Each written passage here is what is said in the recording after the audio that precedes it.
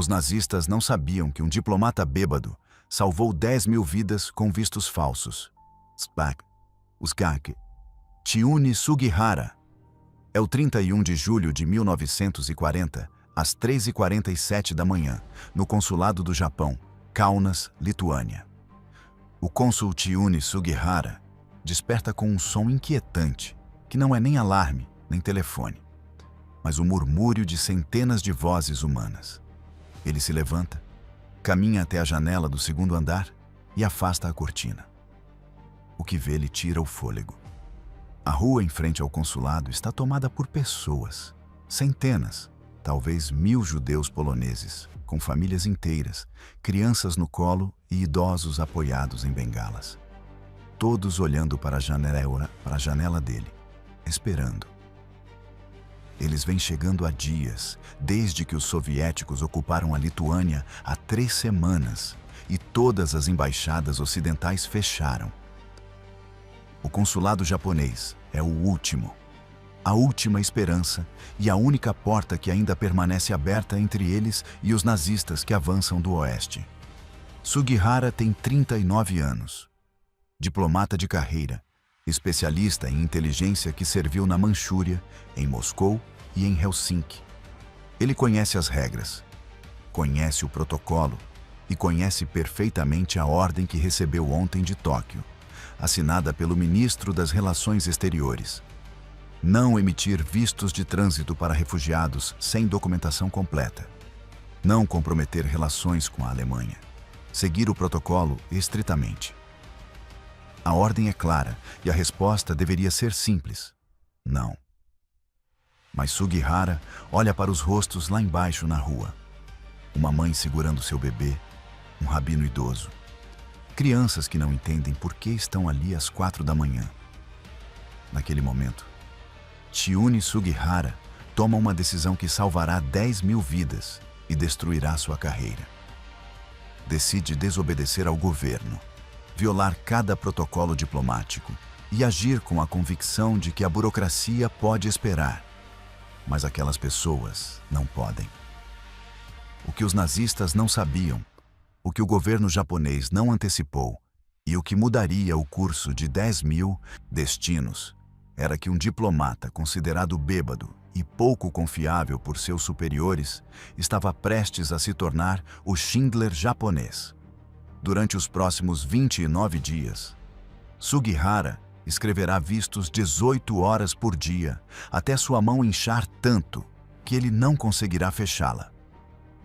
Sua esposa, Yukiko, preparará café sem parar e massageará seus dedos entorpecidos. E quando finalmente os soviéticos o expulsarem da Lituânia, ele continuará escrevendo vistos pela janela do trem em movimento, atirando-os nas mãos desesperadas na plataforma. Esta é a história de como um diplomata bêbado salvou 10.000 vidas com vistos falsos. Capítulo 1. O diplomata problemático. Chiune Sugihara nasceu em 1º de janeiro de 1900 em Yaotsu, província de Gifu, Japão, filho de um médico de classe média. A família esperava que Chiune seguisse medicina, mas ele tinha outros planos. Em 1919, contra a vontade do pai, Sugihara passou nos exames do Ministério das Relações Exteriores do Japão com pontuação quase perfeita. Era particularmente brilhante em idiomas e falava japonês, chinês, russo, alemão, francês e inglês com fluência. Uma raridade no Japão do início do século XX. Seu primeiro posto foi como vice-cônsul em Harbin, Manchúria, em 1924, quando tinha 24 anos. Harbin era uma cidade cosmopolita. Um cadinho de culturas com russos brancos fugindo da Revolução Bolchevique, comerciantes chineses e espiões de todas as nações.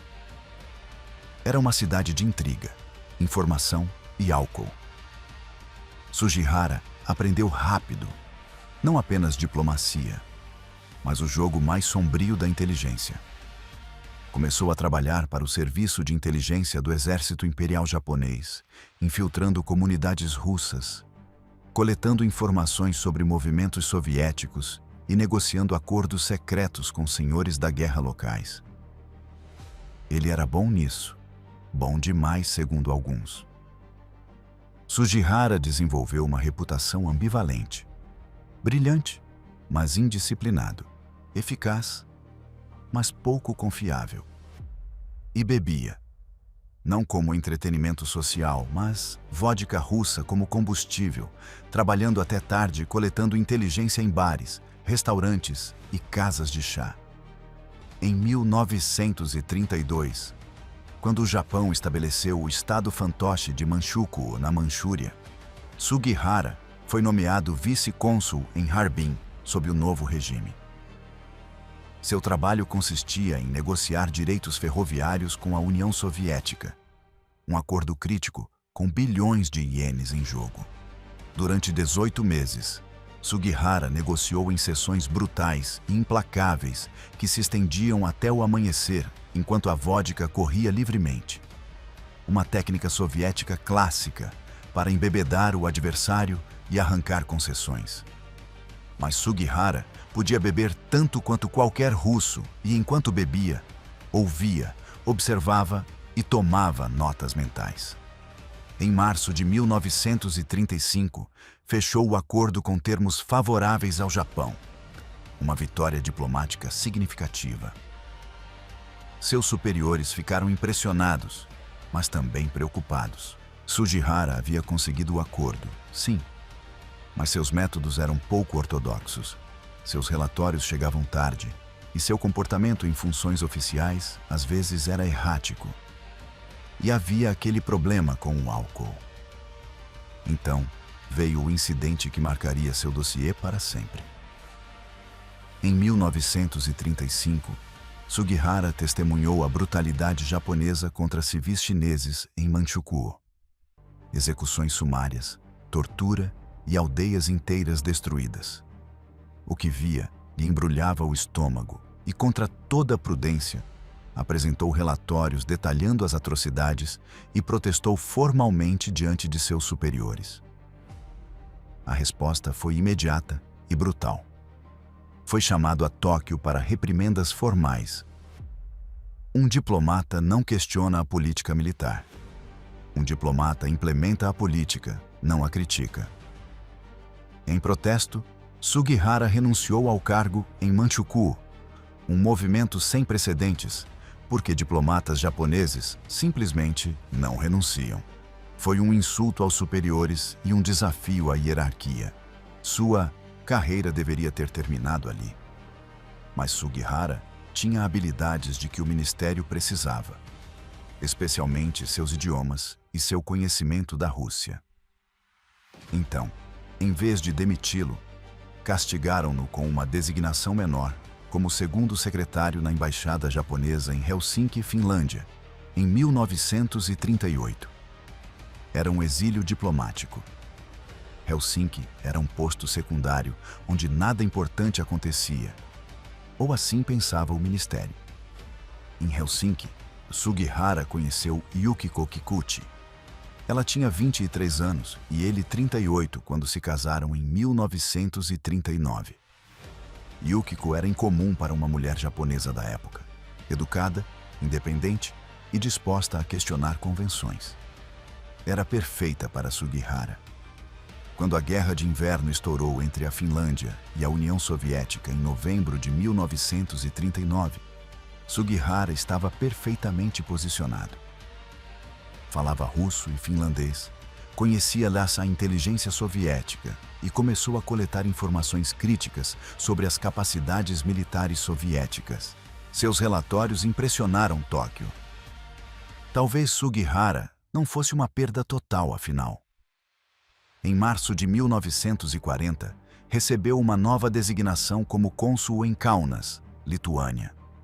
Oficialmente, estabeleceria um consulado, mas seu verdadeiro trabalho não oficial era espionar movimentos soviéticos e alemães.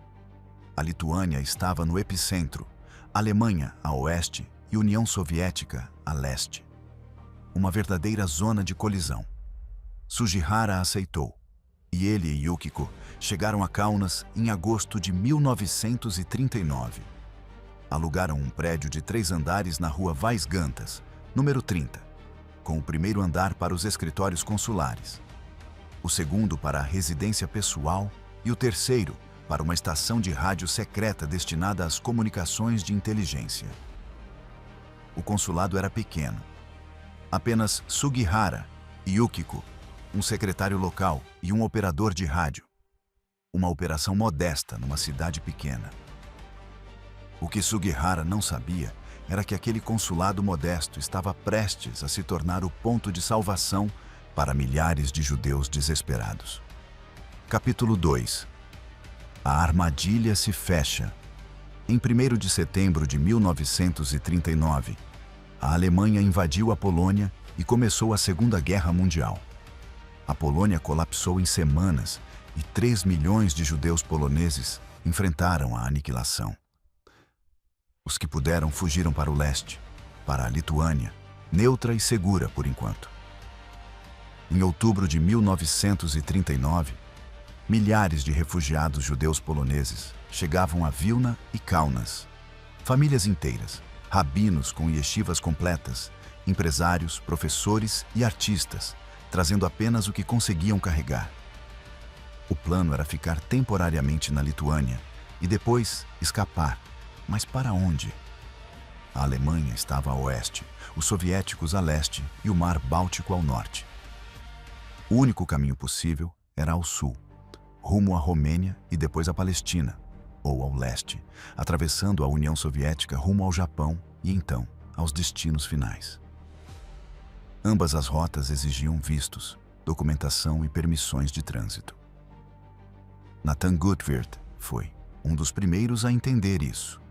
Refugiado judeu holandês e representante da Agudat Israel, uma organização religiosa judaica, chegou a Kaunas em dezembro de 1939 e começou imediatamente a trabalhar numa estratégia de fuga. A rota que identificou foi Lituânia para a União Soviética, para Japão, para Curaçao, uma colônia holandesa no Caribe. Curaçao era genial, porque não exigia visto de entrada. Apenas uma declaração do cônsul holandês de que aceitaria os refugiados.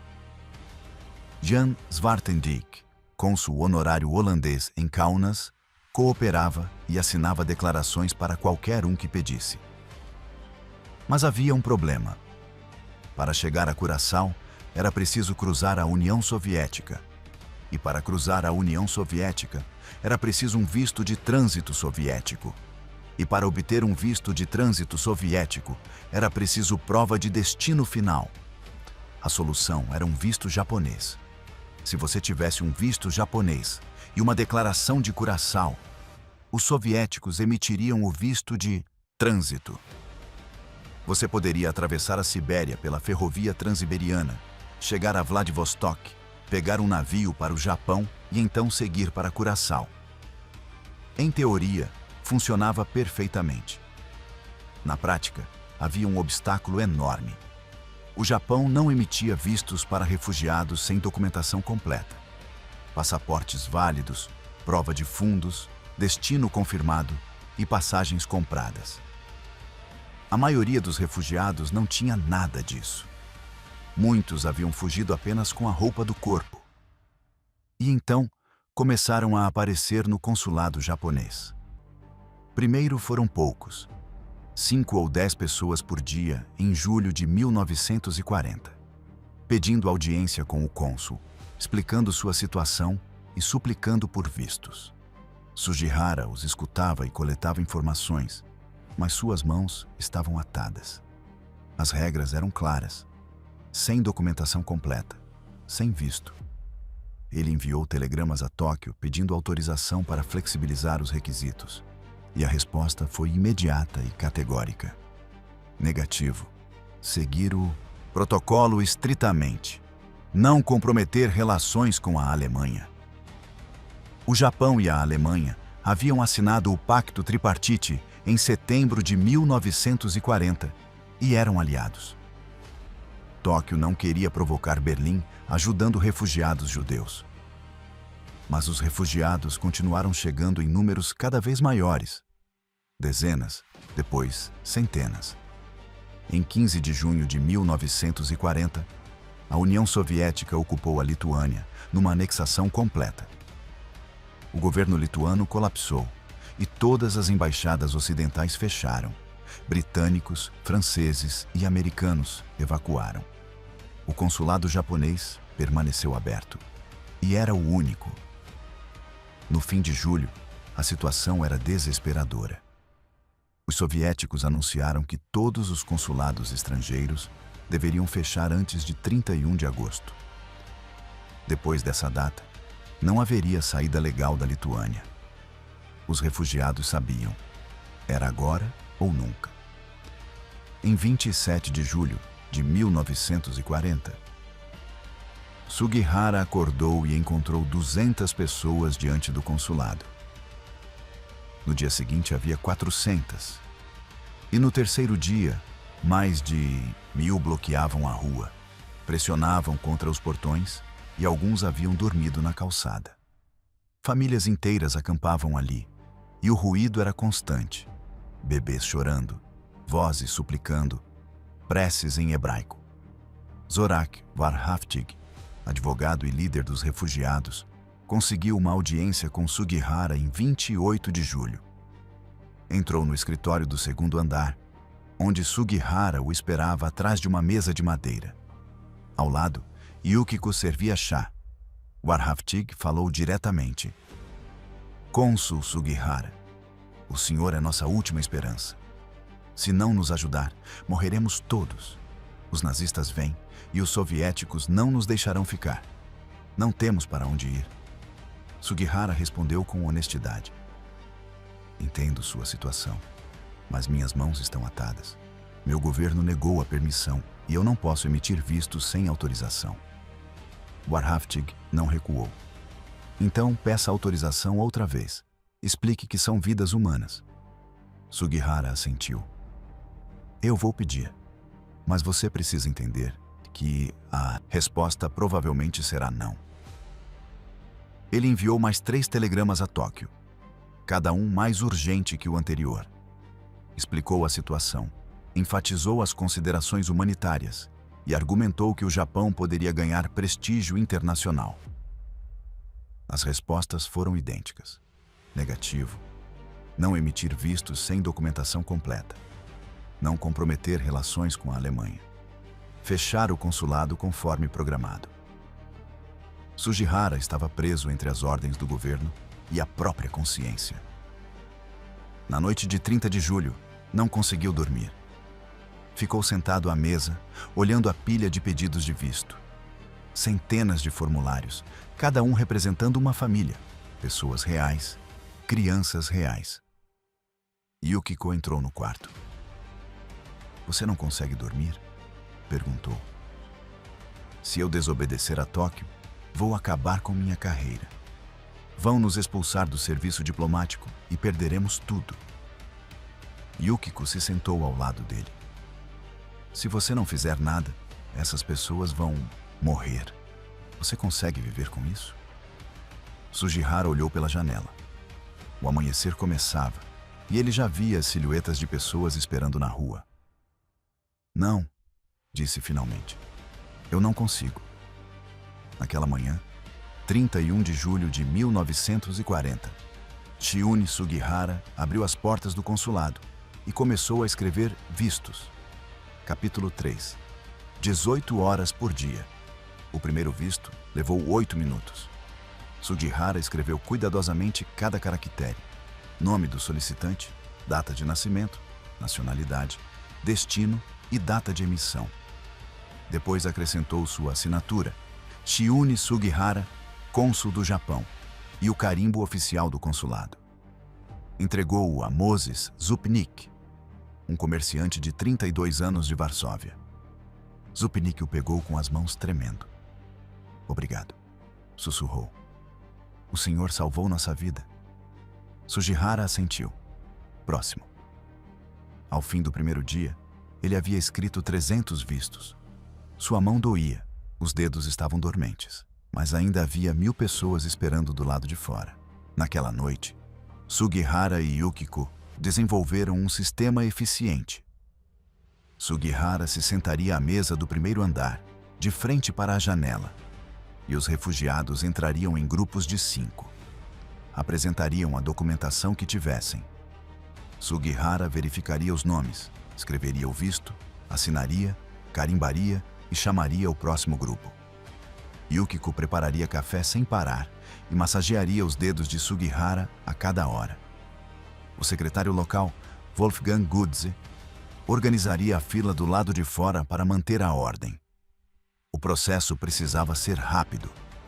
Com 1000 pessoas esperando e apenas 29 dias até o fechamento forçado, era necessário processar no mínimo 40 pessoas por hora. Sugihara simplificou drasticamente o procedimento.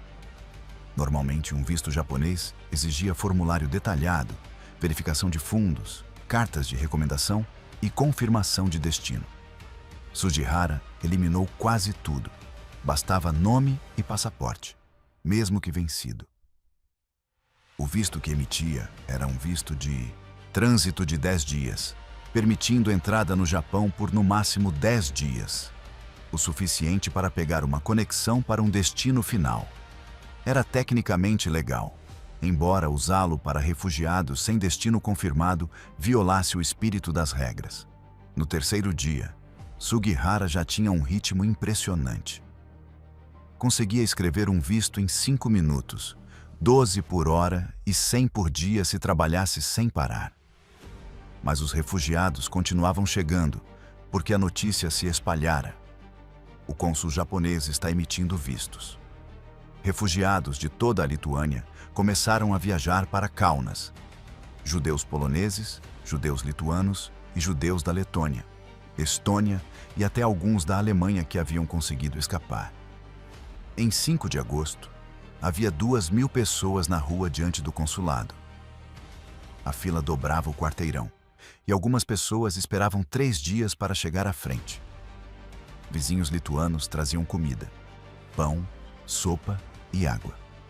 A comunidade judaica de Kaunas organizou turnos para fornecer cobertores e instalações sanitárias básicas. Sugihara aumentou brutalmente as horas de trabalho. Acordava às 5 da manhã, começava a escrever às 6 e trabalhava até meia-noite, 18 horas por dia, 7 dias por semana. Sua mão direita começou a inchar. Os dedos não fechavam completamente. Ele desenvolveu cãibra do escrivão, com dor constante do pulso ao ombro. Yukiko massageava a mão com pomadas quentes todas as noites e, de manhã, Sugihara mergulhava a mão em água gelada para reduzir a inflamação. O visto número 1000 foi para Lazar Kahan, um rabino de 68 anos que caminhara desde Vilna, 60 milhas em 4 dias. Quando Sugihara lhe entregou o visto, Kahan chorou. "Por que faz isso?" perguntou. Seu governo disse não. "Por que desobedece?" Sugihara respondeu simplesmente: "Porque é o certo." Os soviéticos notaram a movimentação e oficiais do NKVD começaram a aparecer, observando de longe, anotando e fotografando os refugiados. Era intimidação óbvia. Os refugiados tinham medo, mas não iam embora. Aquela era a única chance. Em 10 de agosto, 2 oficiais do NKVD entraram no consulado. "Cônsul Sugihara, seu consulado deve fechar em breve. Por que continua trabalhando?" Sugihara respondeu com calma: "Estou processando solicitações pendentes. É meu dever como cônsul." Os soviéticos ainda não insistiram, mas a mensagem era clara. O tempo estava acabando. Sugihara começou a acelerar ainda mais. Em vez de escrever cada detalhe com cuidado, criou abreviações. Em vez de assinaturas elaboradas, simplificou sua assinatura. Em vez de carimbar cada visto individualmente, carimbava lotes de 5 de uma vez. A qualidade dos vistos caiu visivelmente. Os primeiros eram obras-primas de caligrafia. Os de meados de agosto eram apressados e quase ilegíveis. mas eram válidos porque carregavam sua assinatura e o carimbo oficial. Nathan Gutwirth, que tinha iniciado todo o plano, recebeu seu visto em 12 de agosto, mas não foi embora. Ficou em Kaunas, ajudando a organizar os refugiados e garantindo que todos tivessem chance de ver Sugihara. O visto número 2000 foi para a família Bloomberg, pais e 4 filhos entre 3 e 12 anos. O mais novo, Akiva, tinha 3 anos e não entendia o que acontecia. Brincava no chão do escritório enquanto Sugihara escrevia o visto da família.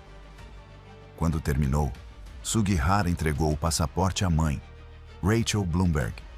Ela olhou o visto e depois olhou para Sugihara. "Não temos dinheiro para pagar", disse. "Não temos nada." Sugihara balançou a cabeça. "Eu não quero dinheiro. Apenas vão embora e sobrevivam. Isso já é pagamento suficiente." A pressão soviética aumentou. Em 16 de agosto, oficiais entraram novamente no consulado. "Cônsul Sugihara, o senhor deve fechar imediatamente. É uma ordem do governo soviético. O senhor tem 3 dias. Sugihara assentiu. "Entendo.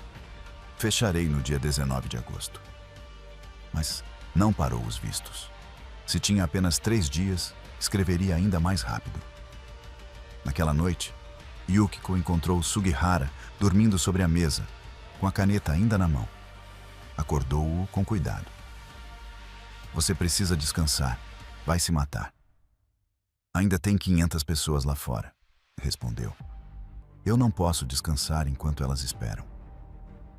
Yukiko não discutiu. Apenas fez mais café. Em 18 de agosto, Sugihara já tinha escrito mais de 2.500 vistos. Cada visto cobria uma família inteira com média de 4 pessoas, o que significava mais de 10.000 pessoas com documentação para escapar. Mas ainda havia 200 pessoas na fila e só restava um dia. Sugihara trabalhou a noite inteira, de 18 para 19 de agosto, sem dormir e sem parar, exceto para beber café e mergulhar a mão na água gelada. Escreveu 150 vistos em 24 horas contínuas. Ao amanhecer de 19 de agosto, sua mão já não funcionava direito. Os dedos não respondiam. Yukiko precisou ajudá-lo a segurar a caneta. Ele guiava, ela fornecia força. Às 9 da manhã, oficiais soviéticos chegaram com um caminhão. "O tempo acabou. Vocês devem evacuar agora." Sugihara olhou para a fila.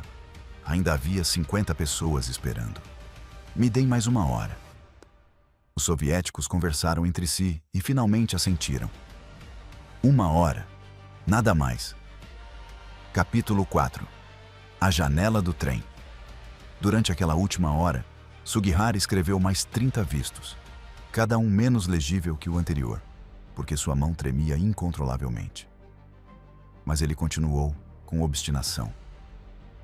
Às 10 da manhã, os soviéticos voltaram. "Chega. Agora vocês vão." Sugihara e Yukiko arrumaram depressa apenas roupas essenciais e documentos importantes. A estação de rádio secreta foi destruída e os arquivos consulares foram queimados para não deixar evidências das operações de inteligência. O caminhão os levou até a estação de trem para embarcarem num trem rumo a Berlim e, depois, fazerem conexão para o Japão via Transiberiana. A multidão de refugiados os seguiu. Centenas caminhando atrás do caminhão, gritando agradecimentos e abençoando Sugihara em hebraico e Yiddish. Na estação, enquanto esperavam o trem, os refugiados continuavam se aproximando. "Por favor, mais um visto. Só mais um para a minha família." Sugihara já não tinha o carimbo oficial.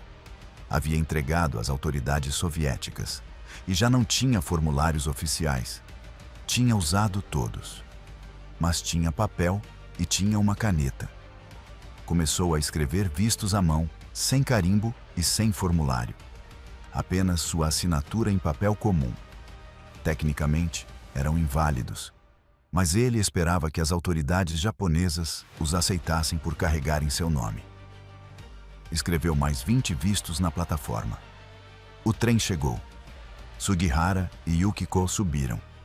O trem começou a se mover lentamente enquanto os refugiados corriam ao lado das janelas. Cônsul Sugihara, por favor, mais um.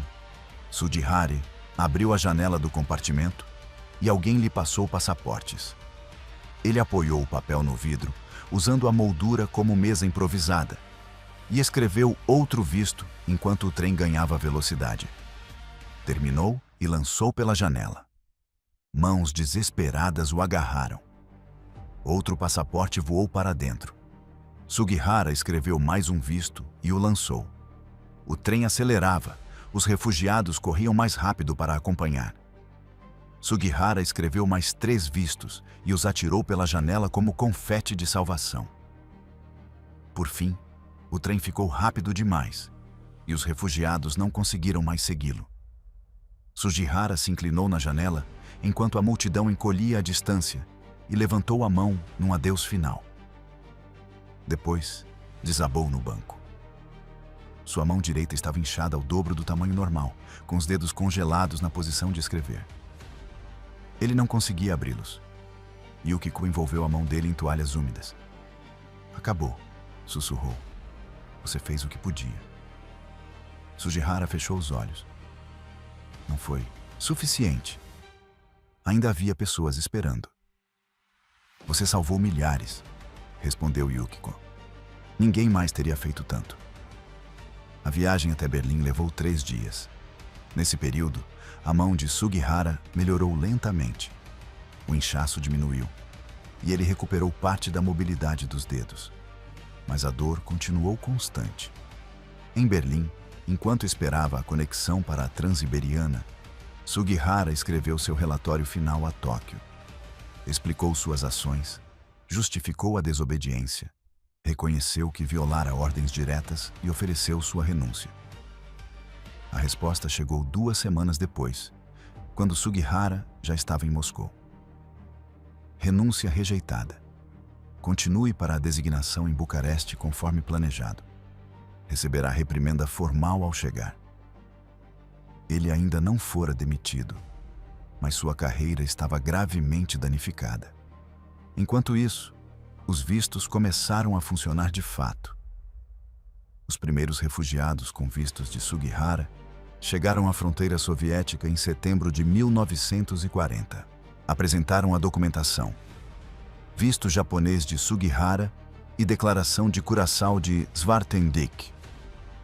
Os guardas soviéticos analisaram, consultaram superiores e, por fim, aprovaram. O visto de trânsito soviético foi emitido com permissão para cruzar a Sibéria na ferrovia Transiberiana. A viagem era épica. 11 dias de trem de Moscou a Vladivostok, 6.000 milhas através da vastidão siberiana. Os refugiados viajavam em vagões de terceira classe, apertados e desconfortáveis, mas vivos, livres e se afastando dos nazistas. Moses Zupnik, que recebera o primeiro visto, chegou a Vladivostok em 15 de setembro. Pegou um navio para Tsuruga, Japão, onde as autoridades japonesas no porto examinaram seu visto. Era incomum, escrito às pressas, mas tinha a assinatura de Sugihara e o carimbo oficial. Ele foi admitido. Durante setembro e outubro de 1940, centenas de refugiados chegaram ao Japão, todos com vistos de Sugihara. As autoridades japonesas ficaram confusas e o Ministério das Relações Exteriores abriu uma investigação. Como Sugihara emitira tantos vistos sem autorização? Mas era tarde demais para desfazer. Os refugiados já estavam no Japão e deportá-los exigiria explicações políticas complicadas. Era mais fácil deixá-los seguir. A maioria permaneceu no Japão apenas dias ou semanas antes de seguir para seus destinos finais: Xangai, Austrália, Estados Unidos e Palestina. Alguns usaram a fictícia Curaçao como destino declarado e nunca chegaram lá. Não importava. Os vistos tinham cumprido o propósito essencial: oferecer documentação suficiente para escapar da Europa. Capítulo 5. O preço da desobediência. Sugihara chegou a Bucareste, Romênia, em dezembro de 1940 para sua nova missão como cônsul. Mas o ambiente era totalmente diferente. Seus colegas diplomáticos o tratavam com frieza. Todos sabiam o que ele fizera em Kaunas e todos sabiam que ele desobedecera ordens diretas de Tóquio. Nos círculos diplomáticos japoneses, obediência é sagrada e a hierarquia é absoluta. Desobedecer ordens superiores, não importa a razão, é imperdoável. Sugihara recebeu uma reprimenda formal em janeiro de 1941. Registro permanente, anotação negativa no dossiê e promoções futuras bloqueadas. Mas continuou trabalhando. Em Bucareste, coletou inteligência sobre movimentos alemães e soviéticos, com relatórios de alta qualidade. Tóquio valorizava as informações, embora não valorizasse ele como pessoa. Em abril de 1941, foi transferido para Königsberg, Prússia Oriental, para outra missão de inteligência, onde novamente teve desempenho excelente, mas com relações frias com os superiores. Em 1944, com a guerra se voltando contra o Japão, Sugihara foi transferido de volta para Bucareste e depois para Praga, em sua última missão diplomática. Em 1945, com o colapso do Terceiro Reich, Sugihara e sua família foram capturados pelos soviéticos ao final da guerra. Passaram 18 meses num campo de internamento soviético na Romênia, sob condições brutais de fome e doença. Seu filho mais novo, nascido em Praga em 1944, quase morreu de desnutrição.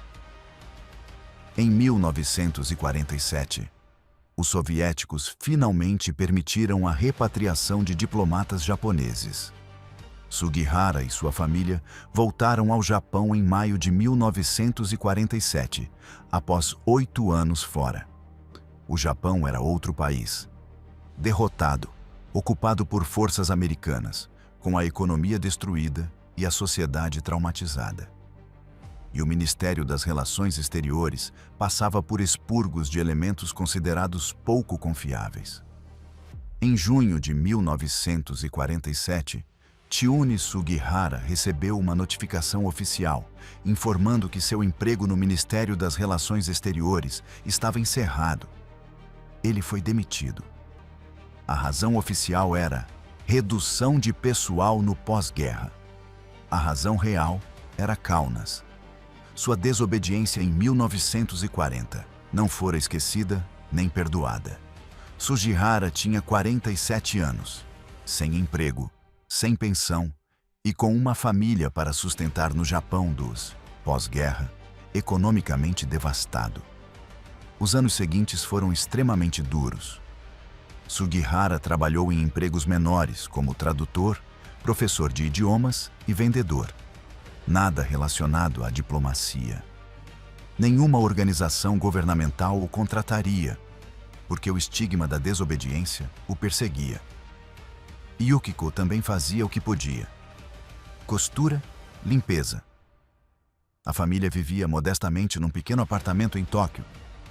As crianças perguntavam: por que o papai não tem um bom trabalho? Por que somos pobres? Yukiko explicava com cuidado: seu pai fez algo muito corajoso. Salvou muitas vidas, mas o governo dele não entendeu. Sugihara nunca se arrependeu. Quando perguntavam sobre Kaunas, respondia com simplicidade: fiz o que tinha de fazer. Eu não podia olhar para aquelas pessoas e dizer não. Mas o custo era real e palpável. Carreira destruída, reputação manchada e uma vida de dificuldades financeiras constantes. E, por mais de 20 anos, ninguém soube a verdade completa.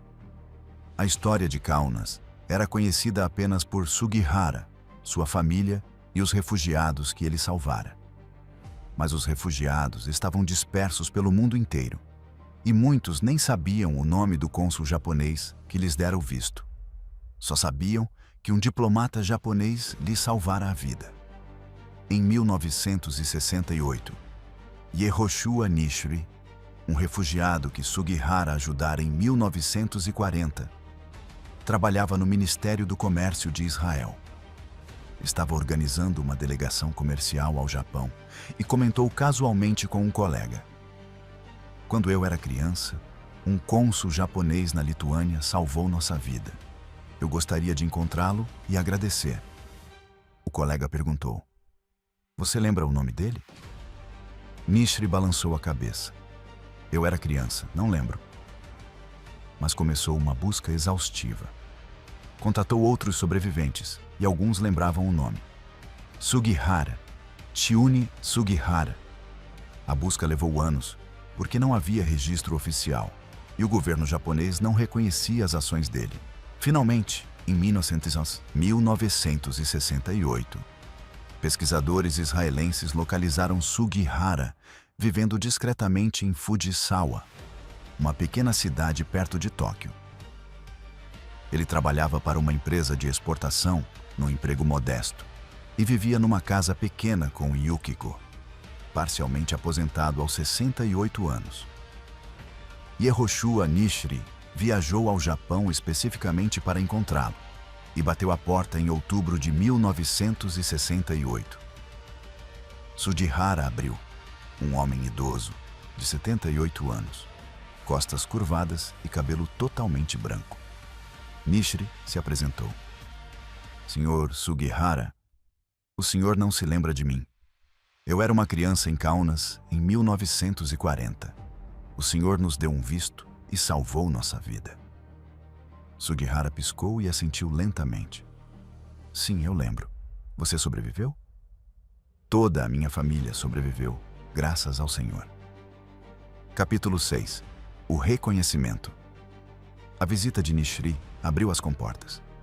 Sobreviventes do mundo inteiro começaram a escrever para Sugihara. Cartas chegavam semanalmente. "O Senhor me salvou. Graças ao Senhor, estou vivo. Meus filhos existem porque o Senhor nos deu um visto." Em 1969, Yad Vashem, o Memorial do Holocausto em Jerusalém, iniciou uma investigação formal sobre as ações de Sugihara. Entrevistaram dezenas de sobreviventes, examinaram documentos e verificaram vistos. Os números eram assombrosos.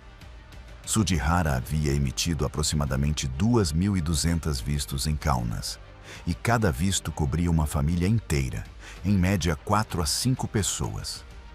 O total era chocante. Entre 8.000 e 10.000 pessoas escaparam usando os vistos de Sugihara. 10.000 vidas salvas por um único homem em 29 dias. Uma das maiores operações individuais de resgate do Holocausto. Em 25 de janeiro de 1985, Yad Vashem anunciou sua decisão oficial. Chiune Sugihara seria reconhecido como justo entre as nações, a mais alta honraria concedida a não-judeus que salvaram judeus durante o Holocausto. Sugihara tinha 85 anos e a saúde frágil, mas viajou a Jerusalém para a cerimônia em março de 1985. Foi um evento extraordinário. Centenas de sobreviventes compareceram, pessoas que Sugihara ajudara 45 anos antes e que agora eram idosos com suas próprias famílias, netos e bisnetos. Um por um, aproximaram-se, seguraram a mão de Sugihara, a mão que escrevera seus vistos de vida, e disseram: "Obrigado. O Senhor nos salvou. Nunca esquecemos." Sugihara, normalmente reservado, chorou ao lado de Yukiko, que também chorava. Na cerimônia, Moshe Beisky, sobrevivente do Holocausto e presidente do comitê do Yad Vashem, falou: "Chiune Sugihara arriscou tudo para salvar vidas. Seu governo lhe ordenou parar, e ele continuou. Sua carreira foi destruída, e ele não se arrependeu. Hoje, 10.000 pessoas e seus descendentes devem a vida a este homem. Estimamos que mais de 40.000 pessoas vivas hoje são descendentes de refugiados que Sugihara ajudou. 40.000 pessoas existindo porque um diplomata desobedeceu ordens. Uma árvore foi plantada em sua homenagem no Jardim dos Justos, em Yad Vashem, uma pequena oliveira. Sugihara tocou as folhas suavemente. O reconhecimento internacional veio em seguida. Reportagens em jornais do mundo, documentários, livros. A história do diplomata japonês que salvou 10.000 judeus tornou-se conhecida globalmente. Mas no Japão, o governo permaneceu em silêncio. Não houve reconhecimento oficial, nem reabilitação pública. O Ministério das Relações Exteriores não comentava. Era uma vergonha nacional, herói internacional, mas pária em seu próprio país. Finalmente, em outubro de 2000, 60 anos depois de Kaunas, o governo japonês emitiu um pedido oficial de desculpas póstumo. Reconheceu que a demissão de Sugihara fora injusta e reconheceu seu valor e sua humanidade. Era tarde demais. Sugihara havia morrido 14 anos antes, em 1986, aos 86 anos, sem receber a desculpa em vida. Mas o legado permanecia. Em 1992, um monumento foi erguido em Kaunas, no local do antigo consulado japonês. Em 2001, o prédio se tornou um museu dedicado a Sugihara, recebendo milhares de visitantes por ano.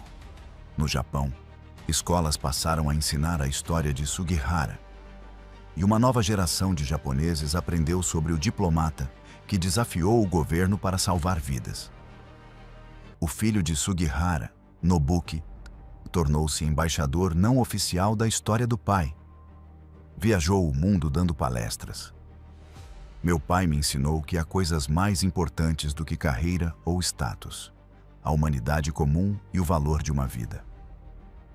Em 2017, pesquisadores compilaram uma lista de sobreviventes conhecidos dos vistos de Sugihara. Identificaram 1.800 nomes verificados, mas estimaram que pelo menos 6.000 a mais escaparam com seus vistos, muitos sem documentação preservada. E seus descendentes, em 2020, estimativas conservadoras sugeriam que mais de 100.000 pessoas vivas descendiam de refugiados que Sugihara havia ajudado. 100.000 pessoas, famílias e gerações inteiras. Tudo porque um diplomata decidiu que ordens governamentais não eram mais importantes do que vidas humanas. Capítulo 7. O legado dos vistos falsos. Os vistos de Sugihara não eram tecnicamente falsos. Eram vistos reais, emitidos por um cônsul japonês autorizado, com assinatura autêntica e carimbo oficial. Mas violavam o protocolo, ignoravam requisitos e eram emitidos a pessoas sem documentação completa, sem prova de fundos e sem destinos confirmados. Nesse sentido, eram falsos no espírito, embora legais na forma. E essa ambiguidade os tornava brilhantes. As autoridades japonesas nos portos não podiam rejeitá-los facilmente, porque carregavam a assinatura de um diplomata japonês e eram, tecnicamente, válidos, embora questionáveis. A maioria dos refugiados com vistos de Sugihara passou rapidamente pelo Japão, apenas dias ou semanas. O Japão não os queria permanentemente, mas também não os deportava ativamente. Existia um vazio burocrático no qual os refugiados podiam existir temporariamente. Muitos foram para Xangai, China, uma cidade aberta que não exigia visto de entrada. Em 1941, mais de 20.000 refugiados judeus viviam em Xangai, e alguns haviam chegado com vistos de Sugihara. Outros foram para Estados Unidos, Austrália e Palestina, usando o visto japonês como trampolim. Não era o destino final, era a porta de fuga. Nathan Gutwirth, que havia elaborado a rota original, sobreviveu à guerra e se estabeleceu no Canadá. Em 1985, testemunhou na cerimônia do Yad Vashem.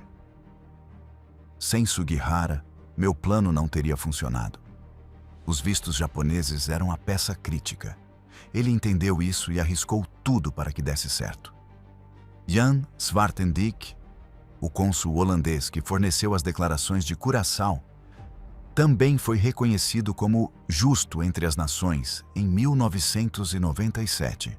Mas seu papel era menor, porque sem os vistos japoneses de Sugihara, as declarações de Curaçao eram completamente inúteis. Zorach Warhaftig, o advogado que implorou a Sugihara, sobreviveu à guerra e se tornou um político proeminente em Israel, como ministro dos assuntos religiosos entre 1961 e 1974. Nunca esqueceu Sugihara e escreveu em suas memórias: "Conheci muitos homens corajosos na vida, mas nenhum como Sugihara. Ele não tinha nada a ganhar e tudo a perder. Mesmo assim, ajudou." Moses Zupnik, que recebeu o primeiro visto, emigrou para os Estados Unidos e se estabeleceu em Nova York, onde trabalhou como contador. Teve 3 filhos e 8 netos. Em 2003, aos 95 anos, visitou o Japão especificamente para ir ao túmulo de Sugihara. Colocou uma pequena pedra na lápide, conforme a tradição judaica. "Obrigado pela minha vida", sussurrou. A família Bloomberg, pais e 4 filhos, chegou ao Japão em outubro de 1940 e permaneceu 2 meses em Kobe. Depois viajou para Xangai, sobreviveu à guerra e emigrou para a Austrália em 1949. Akiva Bloomberg, que tinha 3 anos em Kaunas, tornou-se professor de história e dedicou sua carreira a estudar o Holocausto e ações de resgate. "Eu existo porque um homem teve coragem", escreveu em sua autobiografia. "Cada dia da minha vida é um presente de Sugihara." A história de Sugihara inspirou outros nas décadas seguintes. Diplomatas de diversos países, diante de escolhas semelhantes, citaram seu exemplo. O precedente estava estabelecido. Há momentos em que desobedecer ordens é um imperativo moral. Em 1995, a Lituânia emitiu um selo postal comemorativo com a imagem de Sugihara. Em 2020, o Japão fez o mesmo, mostrando seu rosto, suas mãos escrevendo vistos e o consulado de Kaunas ao fundo. O consulado original foi demolido nos anos 1960, durante a era soviética. Mas, nos anos 1990, após a independência lituana, pesquisadores localizaram o local exato. Construíram um museu memorial e recriaram o escritório de Sugihara, com a mesa onde ele escreveu vistos e a janela onde trabalhou 18 horas por dia.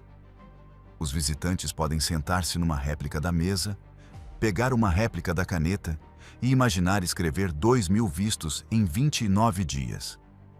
Podem imaginar a mão inchada, os dedos entorpecidos e a dor constante. Podem imaginar a decisão fundamental: obedecer ao governo ou salvar vidas. Em 2019, pesquisadores realizaram um estudo genético fascinante. Rastrearam descendentes de refugiados com vistos de Sugihara e descobriram que esses refugiados tiveram, em média, 2,3 filhos. Esses filhos tiveram 2,1 filhos e assim por diante. A matemática é simples. Cada refugiado de 1940 tem agora, em média, 8,5 descendentes vivos em 2020. Com 10.000 refugiados originais, isso significa mais de 85.000 pessoas vivas como descendentes diretos. 85.000 pessoas existindo porque um diplomata escreveu vistos durante 29 dias no verão de 1940. Mas o impacto vai muito além. Essas 85.000 pessoas têm empregos, contribuem, para a sociedade, criam arte, desenvolvem tecnologia, salvam vidas como médicos e ensinam como professores. O efeito multiplicador é verdadeiramente incalculável.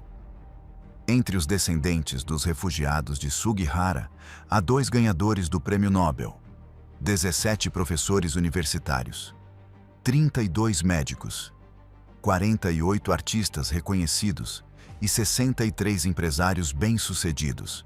E há milhares vivendo vidas comuns, porém igualmente valiosas. Tudo porque um homem bêbado e problemático decidiu que a humanidade importava mais do que as regras. A história tem um final perfeito. Em 2000, Nobuki Sugihara, filho de Chiune, foi convidado à Lituânia para um aniversário. Milhares de pessoas compareceram, com um discurso comovente do presidente lituano e reconhecimento formal. Após a cerimônia, uma senhora idosa se aproximou de Nobuki. Tinha 83 anos. "Sou Lena Berkowitz", apresentou-se. "Seu pai me deu um visto quando eu tinha 13 anos. Eu estava na fila no último dia e não achei que daria tempo de chegar a mim. Mas seu pai trabalhou mais rápido e me deu o visto às 9h50 da manhã, 10 minutos antes de os soviéticos chegarem." Lena começou a chorar. "Seu pai morreu sem saber disso. Mas eu preciso que o senhor saiba. Tenho 4 filhos, 9 netos e 3 bisnetos. 16 pessoas existem, porque seu pai trabalhou 10 minutos a mais naquele último dia. Diga-me, como eu agradeço isso? Como eu agradeço a vida de 16 pessoas." Nobuki segurou as mãos dela. "Meu pai diria que não precisa agradecer nada. Apenas viver. Viver bem. Isso é agradecimento suficiente." Os nazistas não sabiam que um diplomata bêbado estava salvando 10.000 vidas com vistos falsos. O governo japonês não quis saber. O mundo não soube por 40 anos. Mas os refugiados sabiam. As famílias sabiam. Os filhos e netos sabiam. E agora, 80 anos depois, 100.000 descendentes vivos sabem que existem porque Chiune Sugihara decidiu que desobedecer ordens era um preço pequeno em comparação com salvar vidas. Como ele escreveu numa carta privada a Yukiko em 1985, pouco antes de morrer: "Você me pergunta se me arrependo de Kaunas, se eu faria o mesmo sabendo o custo. A resposta é simples. Claro que sim. Perdi minha carreira, mas ganhei algo mais valioso. A paz de saber que, quando importou, fiz o certo. Os nazistas nunca souberam. Meu governo nunca entendeu. Mas as pessoas que salvei sabem. Seus filhos sabem. E isso basta." Chiune Sugihara morreu em 31 de julho de 1986, exatamente 46 anos depois do dia em que começou a escrever vistos. Seu túmulo em Kamakura, Japão, recebe visitantes constantemente. Descendentes de refugiados do mundo inteiro, que deixam flores, colocam pedras e sussurram agradecimentos. Os nazistas não sabiam que um diplomata bêbado salvou 10.000 vidas com vistos falsos. Mas Chiune Sugihara fez isso. E um século depois, 100.000 pessoas vivem para provar.